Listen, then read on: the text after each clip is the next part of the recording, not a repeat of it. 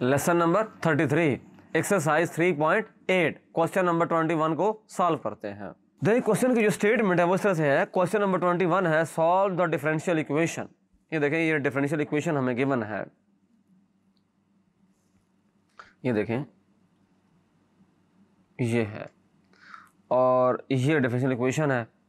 और फिर वो कह रहा है कि पहला काम ये करेंगे, इसको सॉल्व करेंगे। पहली बात तो ये है, सॉल्व करने के बाद हमारे पास डायरेक्टली आएगा जनरल सॉल्यूशन आएगा।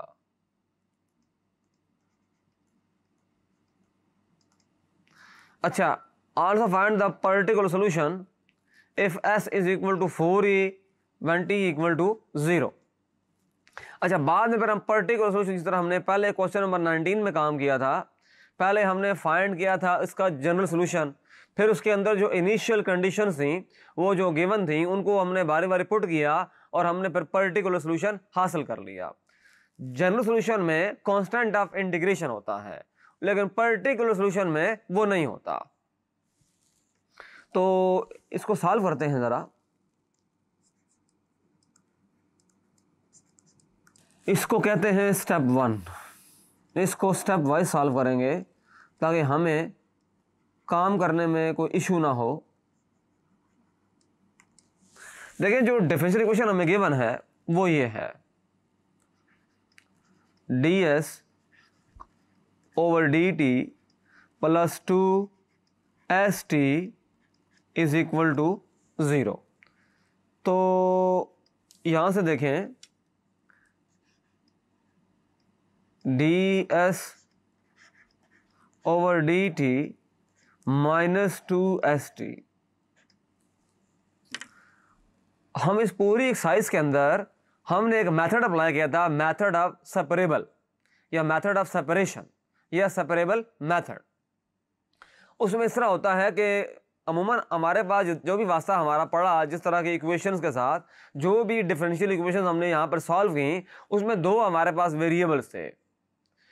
फॉर एग्जाम्पल, अगर एक वेरिएबल है x, दूसरा है y, तो x वाली चीज़ों को अलग कर दें और y वाली चीज़ों को अलग कर दें।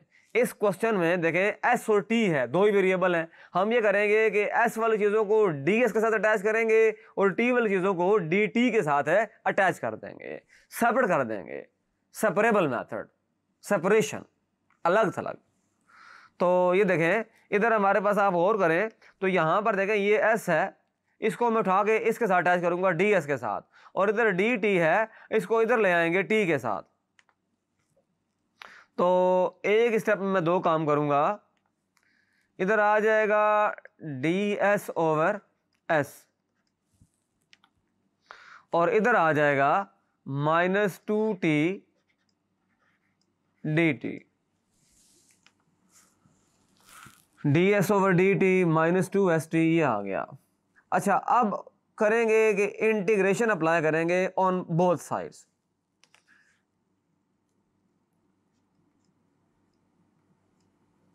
Apply integral on both sides. Integral ds over s minus 2, क्योंकि कांस्टेंट है, बाहर आ जाएगा t dt। दोनों तरफ हमने इंटीग्रेशन को अप्लाई कर दिया। होगा ये कि ये जो लेफ्ट साइड है इसका तो आंसर होगा नेचुरल लॉग ऑफ s हो जाएगा, और ये माइनस 2, और ये देखें ये आएगा टी स्क्वायर ओवर 2, और प्लस लॉग के फॉर्म में एक ऐड करते हैं जो कांस्टेंट ऑफ इंटीग्रेशन होगा। अच्छा, फार्मूले हमने पढ़े थे। फार्मूला ये था कि इंटीग्रल 1 ओवर x अगर dx है तो वो नेचुरल लॉग ऑफ x होगा। इंटीग्रल अगर x पावर n dx है तो x की power n plus 1 over n plus 1 plus c होगा। इस सवाल के अंदर इंटीग्रल था t dt, तो t की पावर 1 है, लिहाजा t की पावर 1 प्लस 1 हो जाएगा और 1 प्लस 1 हो जाएगा।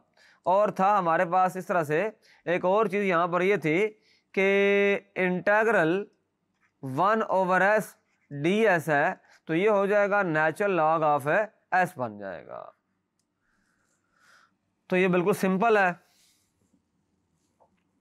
तो होगा ये अब कि यहाँ से ये 2 इस 2 से कैंसिल हो जाएगा, इस log ऑफ c को उठाकर लेफ्ट साइड पर ले जाएं। तो आप देख रहे हैं कि जब लेफ्ट साइड पर जाएगा तो natural log of s minus natural log of c, ये रह जाएगा माइनस टी स्क्वायर, ये रह गया। अच्छा, अब लॉग के जो रूल्स हैं वो अगर अप्लाई कर दिए जाएं तो सिंप्लीफाई करने में हमें बहुत आसानी होती है। अच्छा, अब ऐसा करते हैं, दोनों तरफ अप्लाई करते हैं एक्सपोनेंशियल, ताकि लॉ ख़त्म कर सकें। तो इधर भी अप्लाई करना पड़ेगा एक्सपोनेंशियल ऑफ है माइनस टी स्क्वायर। तो ये ज़ाहिर सी बात है कि ये एक्सपोनेंशियल और लॉ कैंसिल हो जाएंगे, ख़त्म हो जाएंगे, वैनिश हो जाएंगे, तो रिमूव कर देगा उसको। s ओवर c आ गया e की पावर माइनस टी स्क्वायर। एक बात आपने माइंड में रखनी है, e पावर x का मतलब होता है एक्सपोनेंशियल ऑफ x, और अगर exponential of log of x हो तो x रह जाएगा, log of exponential of x हो तब भी हमारे पास है x रह जाएगा। e लॉग का ये नेचुरल लॉग है और एक्सपोनेंशियल फंक्शन एक दूसरे का रेसिप्रोकल है, उलट है, रिमूव कर देंगे, इनवर्स है। रेसिप्रोकल कहना शायद ठीक नहीं है, लेकिन इनवर्स कहना बेटर है। इनवर्स जो है, एक्सपोनेंशियल जो फंक्शन है वो नेचुरल लॉग का इनवर्स फंक्शन है, नेचुरल लॉग एक्सपोनेंशियल का इनवर्स है। तो ये जब भी दोनों ऑपरेट होंगे एक दूसरे के ऊपर खत्म कर देंगे। तो यहां से ऐसा आ जाएगा c e power minus T square. तो ये हमने यहाँ पर स्टेप 1 हमने मुकम्मल कर लिया और इसको हमने एक इक्वेशन यहाँ से हासिल कर ली। इसको आप कह दें इक्वेशन नंबर 1 कह दें इसको। अब परफॉर्म करेंगे step number 2।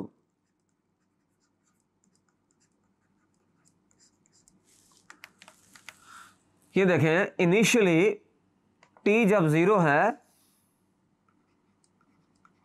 when t equal to 0 s is equal to 4e। देखें ये गिवन है 4e t इक्वल टू 0, तो ये यूज करेंगे।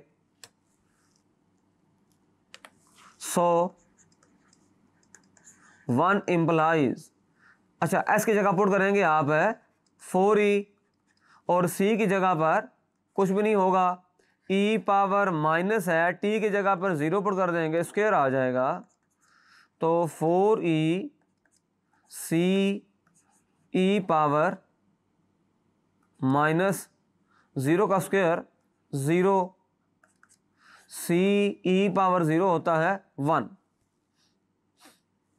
यहाँ देखें, यहाँ आपने बात याद रखनी है कि e पावर 1 तो e होता है, लेकिन e पावर 0 होता है 1। e पावर माइनस 0 का मतलब ये होता है e पावर 0 यानी कि 1। 0 माइनस हो या प्लस हो, बात एक ही होती है। तो यहाँ से आप देख रहे हैं कि 4e आ गया और ये कह दिया जाए c is equal to 4e, तो ये बिल्कुल ठीक है, गलत नहीं होगा। तो ये हमने c की वैल्यू फाइंड कर ली। So s is equal to 4e e power minus T square. ये जो 1 इक्वेशन है यहाँ लिख दें बेशक, because c is equal to 4e। So इसको आप कह दें 1 इम्प्लाइज। तो इसको सिंप्लीफाई कर लेते हैं, e लिखा हुआ है तो इसका मतलब हुआ 4e की पावर 1 है और e की पावर माइनस टी स्क्वायर है।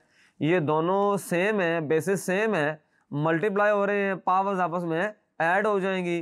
तो जो फाइनल आंसर है 4e power 1 minus T square, इसका आंसर आ गया। तो इस तरह से हमने इसको कंप्लीटली सॉल्व कर लिया। तो इस लेसन में ये था कि हमारे पास एक डिफरेंशियल इक्वेशन गिवन थी, उसके अंदर 2 वेरिएबल थे, एक था s दूसरा था t। हमने स्टेप 1 में ये किया कि s वाले टर्म्स को ds के साथ अटैच कर दिया और t वाले टर्म्स को dt के साथ कनेक्ट कर दिया, अटैच कर दिया, फिर इंटीग्रेट किया उसको और एक हमारे पास है जनरल सोल्यूशन आ गया। फिर हमें कुछ इनिशियल कंडीशंस गिवन थी जिसमें t जो टाइम है वो 0 था और s की वैल्यू थी 4e, उनको अप्लाई किया, हमारे पास जो कांस्टेंट ऑफ इंटीग्रेशन था c उसकी वैल्यू आ गई और हमने इस तरह से इसको मुकम्मल कर लिया।